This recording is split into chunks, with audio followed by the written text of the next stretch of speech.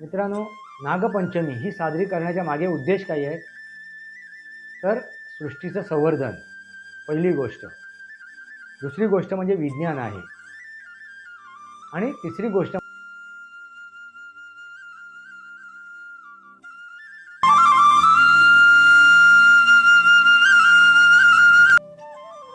नमस्कार मित्रांनो, सनातनी वास्तव या माझ्या शृंखलेमध्ये पुन्हा एकदा आपल्यासोबत मी आपला मित्र राजेश वासंती साबाजी केळुसकर. मित्रांनो, आज आहे नागपंचमी. नागोबा बिल्यांची नागिन निघाली, नागोबा डोलाया लागला. नागोबा, त्या नागोबाची आज आपण पूजा करतो, नागपंचमी करतो. मित्रांनो लक्षात घ्या, पंच खाद्याचा आपण त्याला नैवेद्य देतो. मित्रांनो, नागपंचमी ही साजरी करण्याच्या मागे उद्देश काय आहे? तर सृष्टीचं संवर्धन पहिली गोष्ट. दुसरी गोष्ट म्हणजे विज्ञान आहे. आणि तिसरी गोष्ट म्हणजे भौगोलिक कारण आहे. अरे घरात नाग शिरलंय, साप शिरलंय, जरा मारा त्याला, आता तो चावेल, आपल्याला आपला जीव धोक्यात येईल. मित्रांनो, हे चुकीचं आहे. प्रत्येक जीवाला जगण्याचा अधिकार आहे. त्याला तुम्ही रेस्क्यू करू शकता, ते तुम्ही त्याला बाहेर काढून जंगलात नेऊन सोडू शकता. तो चुकून तिथे आलेला आहे, तो जाणून बुजून आलेला नाही आहे. तो काहीतरी भक्ष्याच्या मागे तिथे पोचलेला आहे. आता काहीतरी भक्ष्य म्हणजे कोण? उंदीर असेल. आणि आपल्या घराच्या अवतीभोवती उंदरांचा अगदी प्रादुर्भाव असतोच. उंदीर घुशी असतात. आता त्या उंदीर घुशींसाठी तो तिथे आलेला असतो. तो तुम्हाला चावायला आला नसतो, तुम्हाला यमसदनी पाठवायला आलेला नसतो तो मित्रांनो. त्यामुळे त्याला न मारता त्याला सावधगिरीने इथून पकडून त्याला नेऊन जंगलात नेऊन सोडणं गरजेचं आहे. आणि मित्रांनो, आपणच, तो आपल्या घरात नाही घुसला आहे, आपण त्याच्या घरात घुसलेलो आहे. हे जे आपण जंगली जनावर म्हणतो, मित्रांनो, आपण सुद्धा एकेकाळी जंगलीच होतो. मनुष्य आता आपण म्हणतो मी गावातला, मी शहरातला वगैरे, पण अगोदर तो जंगलीच होता. जंगलातमध्येच वास्तव्य करत होता. म्हणजे प्रत्येक जीव हा जंगलीच होता. प्रत्येक वनस्पतीसुद्धा जंगलीच होती. मग आपण तो एखाद्या जीवाला, एखादा कुत्रा पाळला, मांजर पाळली, मग आपण त्याला पाळीव म्हणतो. पाळण्यास उपयुक्त तो प्राणी. सापसुद्धा आता पाळतात, अगदी अजगरसुद्धा पाळतात, अगदी वाघसुद्धा पाळायला लागले लोक. मित्रांनो, पण जे पाळीव प्राणी नाही, प्रत्येक जीव हा कसा आहे? जंगली, अगदी मनुष्य प्राण्यापासून बॅक्टेरियाप्रमाणे. कारण त्याचं प्रथम घर हे जंगलच आहे. आता जंगलातूनच आपण बाहेर आलेलो आहे आणि आपण हे शहर वसवलेलं आहे किंवा गाव वसवलेलं आहे. मित्रांनो लक्षात घ्या, मग आपण जंगली आणि शहरी किंवा गावठी किंवा पाळीव म्हणण्यात काय अर्थ नाही. असं मित्रांनो, तर विषय काय आहे? तर नागपंचमी. आता त्याच्या मागचं विज्ञान काय आहे? तर सर्पदंशानंतर ते औषध जे उपचार केले जातात, औषध उपचार केले जातात, ते सुद्धा सर्पाच्या त्या विषापासूनच केले जातात. त्याच्यावरूनच ते औषध तयार करून आपल्याला अँटीबायोटिक, अँटीसेप्टिक औषध तयार केले जाते त्या विषयावरती. म्हणून तो सापसुद्धा गरजेचा आहे, त्याचं विष मिळवणेसुद्धा गरजेचं आहे. म्हणजे हे काय झालं? वैज्ञानिक कारण झालं. औषध बनवण्यासाठी उपचार म्हणून चुकून माकून, मुद्दाम नाही. साप कधी मुद्दाम नेऊन चावत नाही माणसासारखा. एखाद्या वेळेस माणूस मुद्दाम नेऊन चावेल, मुद्दाम नेऊन काहीतरी एखाद्याची खोड काढेल, मुद्दाम नेऊन ते एखाद्याला त्रास देईल. मनुष्य प्राणी हा एकमेव असा प्राणी आहे, त्याला कारण लागत नाही एखादी गोष्ट, वाईट गोष्ट करण्यासाठी, एखादी चुकीची गोष्ट करण्यासाठी, एखाद्याला लुटून खाण्यासाठी, एखाद्याला बरबाद करण्यासाठी. आपण त्याला बुद्धिवान म्हणतो, पण बुद्धिवान प्राण्यामध्ये, ह्या मनुष्य प्राण्यामध्ये बुद्धिभ्रष्टसुद्धा आहे. असं तर मित्रांनो विषय, महत्त्वाचा विषय काय? तर साप हा मुद्दाम चावत नाही, पण कळत नकळत जर चावला, त्याच्या आपण वाटेला गेलो किंवा कळत नकळत तो आपल्या घरात आलेला आहे आणि चुकून त्याचा आपला हे सामना झाला आणि तो आपल्याला चावला, तर त्याच्यावरती उपचार म्हणून त्याच सर्पाचं नाव होतं. सर्पाचा जो विष आहे, त्या सापाचं विष आहे, त्या विषापासूनच अँटीबायोटिक, अँटीसेप्टिक तयार केलं जातं. हे झालं वैज्ञानिक कारण.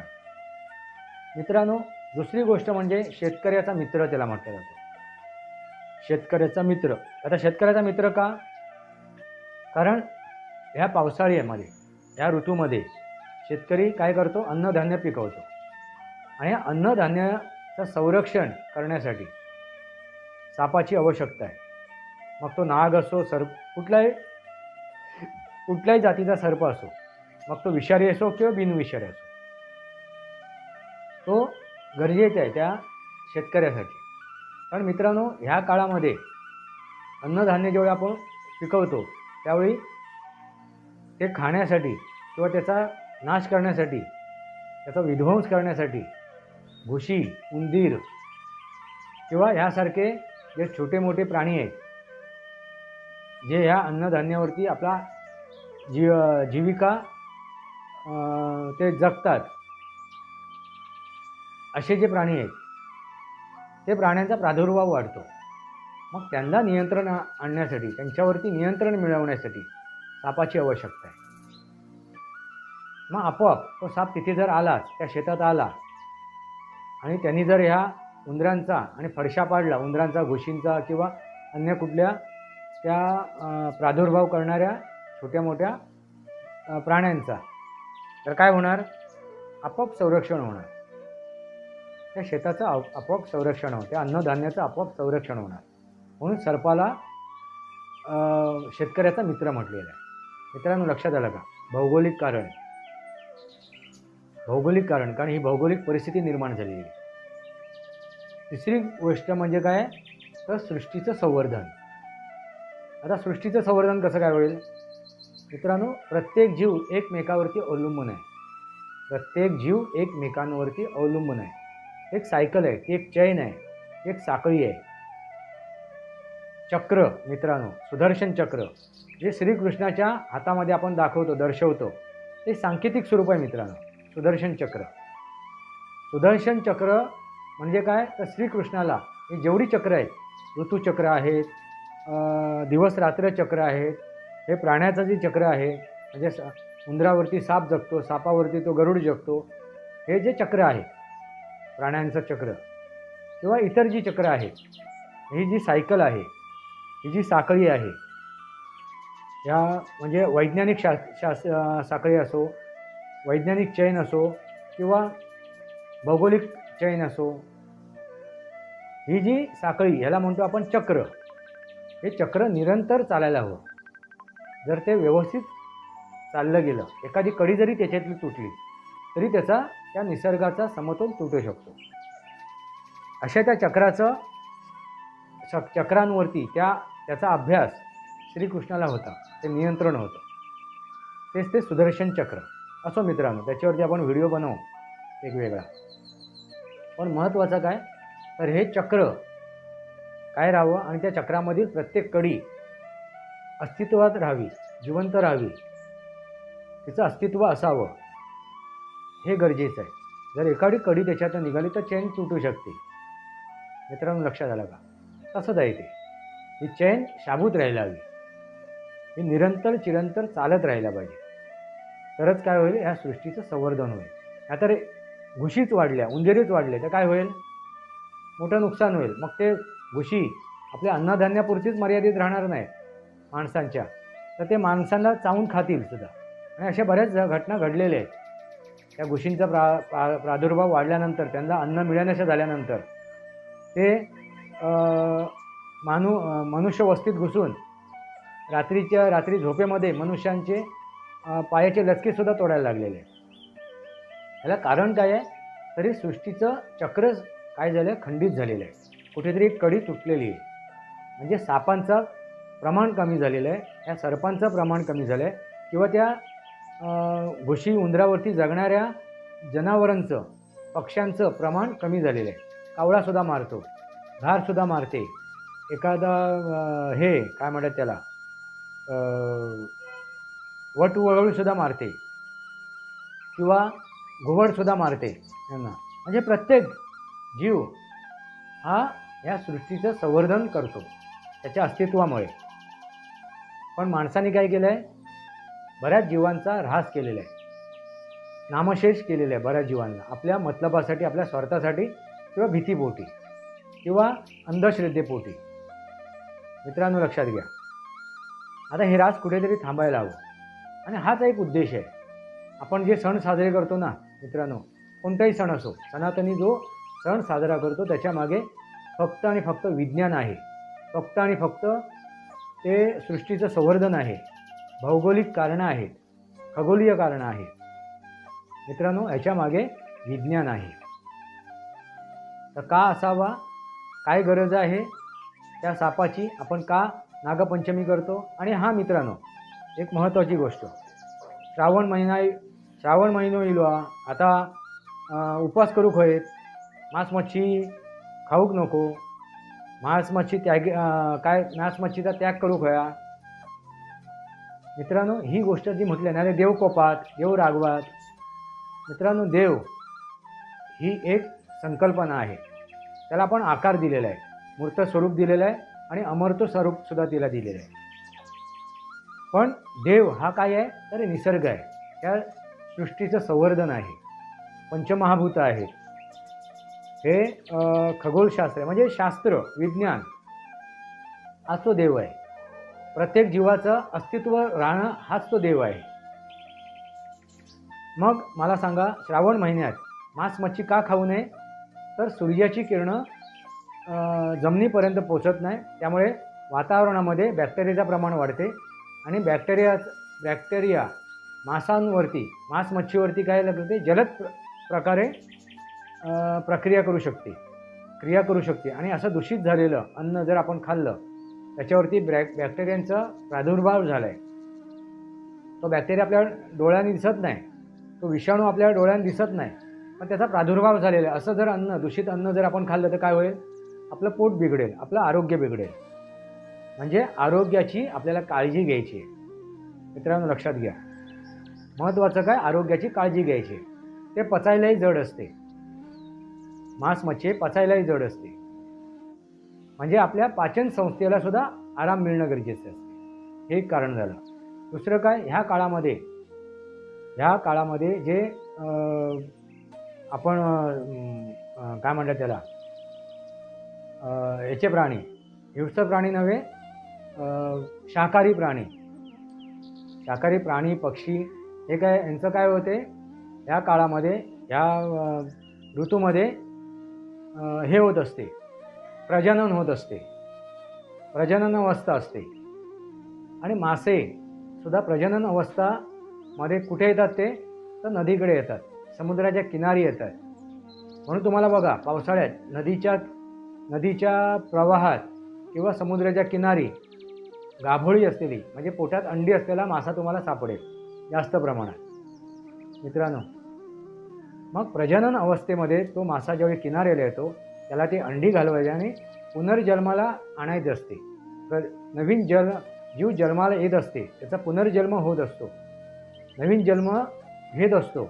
नवीन जीव, त्यांची पिल्लं, त्यांची अंड्यातून ते बाहेर पडत असतात. मग त्यावेळेला जर आपण त्या माशाची शिकार केली, त्या माशाला पकडलं आणि खाल्लं, तर काय होईल, फक्त या एकाच माशाची हत्या होत नाही, तर त्याच्या पोटात असलेल्या त्या अनेक अंड्यांची हत्या होते. म्हणजे त्या अंड्यातून अनेक मासे जन्माला येणार होते, अनेक जीव जन्माला येणार होते. अशा असंख्य जीवांची आपण हत्या करतो. म्हणजे ते एक पाप आपल्या डोक्यावर आलं. आता पाप पुण्याची गोष्ट बाजूला ठेवा, पण ह्यामुळे काय होते, सृष्टीचं चक्र आपण काय करतो, खंडित करतो. त्याच्यातली एक कडी तुटते. प्रजननच नाही झालं तर काय होणार, मला सांगा मित्रांनो. पुढची पिढीच जन्माला नाही आली तर काय होणार, तेच होणार जे आता होते. अवेळी पाऊस, अवेळी ऊन, अवेळी थंडी, पूर येणे वगैरे, दुष्काळ पडणे वगैरे वगैरे, हे जे कारण आहे त्याला कारणच मनुष्य प्राणी आहे. माणसाची करणी आणि अवेळी पाणी, असं माझं एक स्लोगन आहे. मित्रांनो हीच गोष्ट घडते. मग त्यांचा प्रजनन अवस्था आपण खंडित होऊ नये यासाठी काळजी घेणं गरजेचं आहे. मग ती कधी होऊ शकत नाही, कधी होणार नाही. बरेचसे मी व्हिडिओ बघतोय मित्रांनो यूट्यूबवरती. आम्ही चढतीचे मासे पकडलो, आम्ही चढतीचे मासे पकडलेत आणि अशी खातोय, भाजून खातोय, तळून खातोय, सारात टाकून खातोय, आणि असे बरेचसे व्हिडिओ बनवतात. त्या यूट्यूबरांची पण मला एक कीव येते, रागसुद्धा येतो. कारण ते यूट्यूबर फक्त ते व्हिडिओ बनवत नाही आहे, तर काय करतात, प्रोत्साहन देत आहेत अशा लोकांना, सृष्टीचा ऱ्हास करणाऱ्या लोकांना प्रोत्साहन देत आहेत. मित्रांनो लक्षात घ्या, हे कुठेतरी थांबायला हवं. म्हणजे प्रजनन अवस्था खंडित होऊ नये त्यासाठी आपल्याला काळजी घेणं गरजेचं आहे आणि त्यासाठी आपल्याला मांसाहार टाळणं गरजेचं आहे. लक्षात आलं का? म्हणून ह्या 4 मास चतुर्मासामध्ये मांसाहार टाळणं गरजेचं आहे. एकतर आपल्या आरोग्यासाठी सुद्धा आणि सृष्टीचं संवर्धन करण्यासाठी. आणि त्याला कारण मी तुम्हाला सांगितलं आहे. सूर्याची किरणं जमिनीपर्यंत पोचत नाही.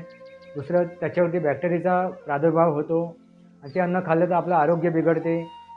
जर ते मांस मच्छी आपण पकडले तर त्यांची प्रजनन क्रिया थांबते, ते चक्र थांबते, सुदर्शन चक्र. श्रीकृष्णाच्या हातातलं ते सुदर्शन चक्र. मग त्या चक्राला किती महत्त्व आहे ते महत्त्व जाणून घ्या, समजून घ्या.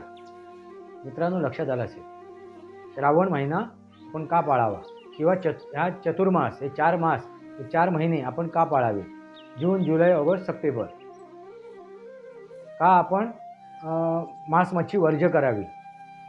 त्याच्या मागे काय आहे? सृष्टीचं संवर्धन, आपलं आरोग्याचं हे ठेवणं, आरोग्य ठेवणं, अबाधित ठेवणं, रोगराईपासून दूर राहणं, हे कारण आहेत मित्रांनो. आणि सण साजरे आपण का करतो?